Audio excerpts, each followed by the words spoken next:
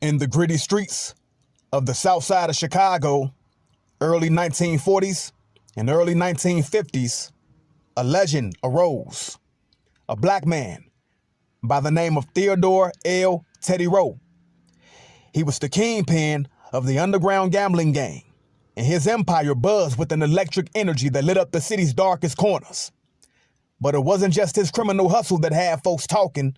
They called him Robin Hood, because he looked out for struggling families within the hood. But when the ruthless Chicago outfit came knocking, demanding their street tax and his throne completely, Theodore Teddy Roe stood his ground. In a bone-chilling showdown, he put a hitman 6 feet under who had been sent to take him out. The city quivered in terror, because Teddy Roe was more than just a name. He was an urban legend, a force to be reckoned with, a power you could not escape. The Chicago outfit, with its roots dating back to the early 20th century, was a formidable criminal organization that included notorious figures like AlCapone, Johnny Torrio, and Frank Nitti. These men, along with a network of other associates, controlled vast illegal enterprises, including bootlegging during Prohibition, gambling, and various forms of racketeering. And Theodore Teddy Roe eventually had to encounter them. Let's dive into it. Teddy Roe came into this wicked world in Giancana, Louisiana, raised by a hard-working African-American farmer. He grew up in the rough streets of Little Rock, Arkansas, never getting a proper education. As a kid, he did all sorts of odd jobs, and eventually he landed a job with a tailor, learning how to sew. But soon, he got caught up in the illegal alcohol business. However, in Arkansas, his bootlegging days came to a dead end. So, he made his way to Detroit, working in a car factory. When he hit the age of 31, he decided to use his sewing skills back in Chicago. He then teamed up with a fellow African-American tailor by the name of Edward P. Jones.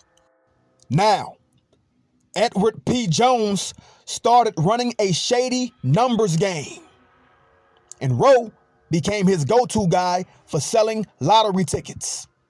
With the backing of politicians, Jones was making a fortune by 1930, pulling in $2,000 daily.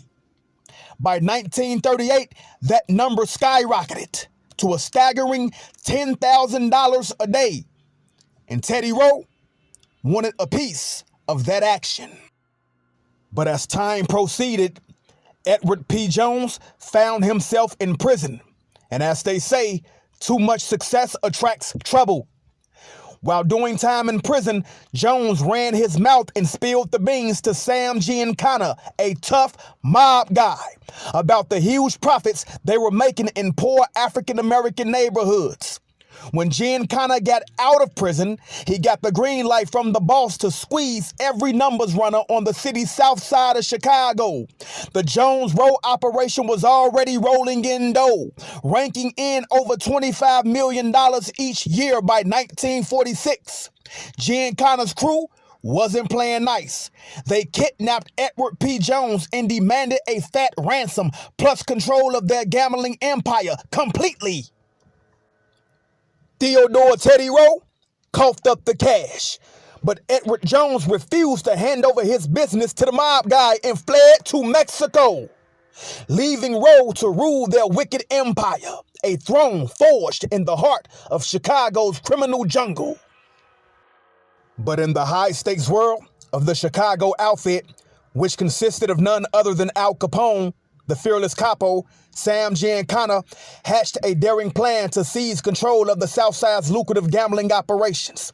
His audacious move, in order to kidnap Theodore Teddy Roe, a man who had become a legendary figure within the community.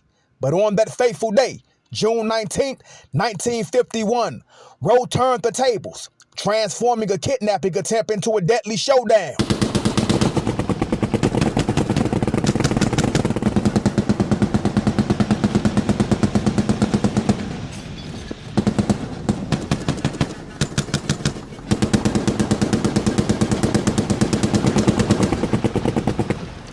In a heart-pounding clash, he killed one of the assailants, the formidable Fat Lenny Cafano, a made man and the brother of Capo Marshal Joseph Cafano. The Chicago Police Department swiftly descended on the scene, arresting Rowe and slapping him with a murder charge. The very next day, two determined Chicago police detectives, Ed Landis and Richard Barrett, set out to transport Rowe from a court appearance. Yet, amidst the tension, a different narrative began to emerge. DEA agent Rick Barrett, Detective Barrett's son, shared his father's insights. He spoke of Rowe as a neighborhood hero, a modern-day Robin Hood, who had earned his unwavering respect within the community. Rowe, he emphasized, was a man of honor, steadfastly refusing to bow down to the Italian mob, the ruthless Chicago outfit, which consisted of Al Capone. In the world of criminals, Rowe embodied the code of crook with honor, a stark contrast to the brash and murderous drug lords who would later seize control of the very same neighborhood. To protect Theodore Teddy Roe from Al Capone and the rest of the mob, who were determined to silence him forever, he found himself in prison behind fortress-like walls of Cook County Jail. Under heavy guard, his meals, carefully prepared beyond prison's confines, were shielded from any potential poisonings. Yet, the web of charges continued to tighten around him. On June 25th, 1951, Rowe faced additional charges of conspiring to violate Illinois state anti-gambling laws. However, Theodore Teddy Roe refused to back down, pleading self-defense in the killing of Al Capone's buddy. His tenuous defense team, however, unraveled a web of corruption, exposing ties between the prosecutors and the very mob they were meant to combat. Key evidence against Theodore Roe started to crumble, falling by the wayside. The trial became a fierce battleground, marked by 6 successive bail denials. But through sheer determination and resilience, Theodore Teddy Roe came out victorious, beating the case, defiantly pounding on his chest and declared to the press, "They'll have to kill me to take me down." Yeah! Theodore Teddy Roe had been set free like a bird in the wind. He orchestrated policy kings. During their peak, policy kings served as the financial backbone and major employers within the black community of Chicago. The early 20th century was a period marked by severe segregation and economic discrimination that inflicted profound hardships on African-American neighborhoods across the United States of America. In Chicago, along with several other prominent northern cities, the policy industry emerged as a significant source of income for impoverished black communities. See, policy kings were astute entrepreneurs who reinvested a substantial portion of their earnings into legitimate businesses such as car dealerships and churches. Among these policy kings, one standout figure was Theodore Teddy Roe, known not only for his business acumen, but also for his compassion and generosity within the community.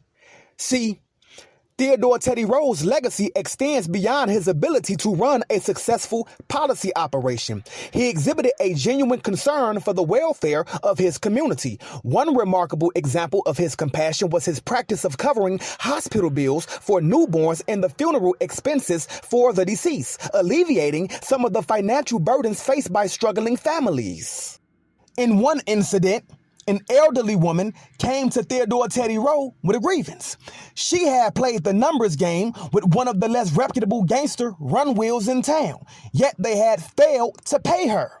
Roe, displaying both authority and empathy, gathered a group of his associates and confronted the responsible individuals. Through persuasion and negotiation, they ensured that the elderly woman received the money rightfully owed to her, demonstrating Roe's commitment to justice within the community. Moreover, Roe's benevolence extended to the streets of impoverished black neighborhoods. He was known for giving $50 bills to those in need, an act of kindness that certainly made a difference in the lives of those in the community. However, Al Capone and the Chicago outfit still lurked within the darkness. In the gritty aftermath of Fat Lenny's brutal demise, killed by Theodore Teddy Roe, a bone-chilling reign of terror swept through the grimy streets of Chicago like a thief in the night. Led by the cold-blooded Sam Giancana, time was ticking as a heart-pounding extortion spree unfolded, aimed at African-American bookies who dare cross the sinister grip of the underworld. Chicago's skyline turned into a nightmare, echoing with the relentless pop-pop of gunshots. Countless souls fell prey to the ruthless enforcers armed with shotguns and blackjack clubs. Others, pushed to the edge, fled the city haunted by the mob's shadow. Amidst the chaos, Roe, once a mighty figure, sought refuge in his fortress on South Michigan Avenue, a fading symbol of past glory. Then came the day of reckoning. August 1st, 1947, fate's dark hand reached out to Theodore Teddy Roe. Grim doctors told him he had stomach cancer, sealing his doom. But on August 4th, 1952, cloaked in a sharp suit and hat, Theodore Teddy Roe took his final stand. In the heart of Chicago's enveloping darkness, he sat on the stoop of his once secure sanctuary, South Michigan Avenue. The chilling hour, around 10 p.m., witnessed an act of terror as shotgun blasts shattered the night's peace. Theodore Teddy Roe's life seeped away on the very steps that had once protected him, now transformed into a tomb. Theodore Teddy Roe had been shot dead by an unknown person who fled like a thief in the night. The funeral of Theodore Teddy Roe was a spine-tingling spectacle. His lifeless body rested in an opulent casket, a stark contrast to his descent from power to powerlessness. It became the grandest event in the city since Jack Johnson's funeral in 1946. Crowds lined the deserted streets, their eyes glued to the eerie procession, marking the life of Theodore Teddy Roe, snuffed out by violence. In the midst of mourners, Minister Clarence H. Cobb's words cast a chilling shadow as he said, and I quote, "He was a friend of man, and he had a pure heart," unquote. Even the relentless march of time could not erase the memory of Theodore Teddy Roe's end. During the grim early 1970s, on FBI wiretap, mob boss Giancana and the ruthless mastermind behind the murder of Theodore Teddy Roe paid a grim tribute to his fallen foe, saying, and I quote, "I'll say this, no matter the color, that guy went out like a real man. He had guts. You know, it's a shame we had to kill him," unquote. Those words lingered like a sinister curse, a haunting reminder of the darkness that gripped Chicago in those terrifying days. And this is how it all ended for Theodore Teddy Roe. Dear friends, I would like to share a heartfelt message with all of you today, especially to the youth and those who may be at a crossroads in life. It's about the path we choose and the consequences that follow. You see, there's a sad truth about crime. It almost always leads to prison or death. It might not seem that way in the beginning or when you're caught up in a desperate situation, but it's a reality we can't ignore.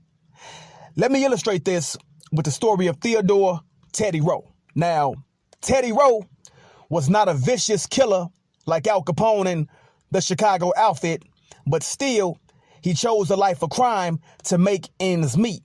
Even though he was doing good with the money he was making, he still chose a life of crime, illegal activity.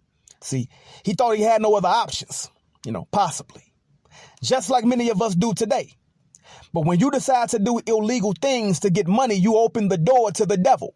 You open the door for evil to come in. You compromise your values and you risk your future. All right.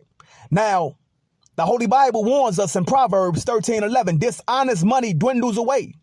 But whoever gathers money little by little, hustle by hustle, and makes it grow, that's where it's at.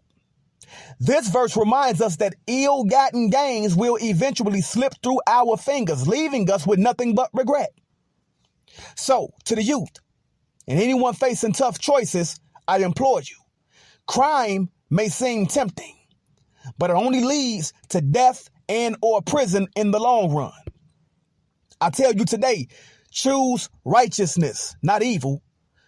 Seek opportunities to better yourself and your community through legal means. There's always a path to redemption and a chance to make amends.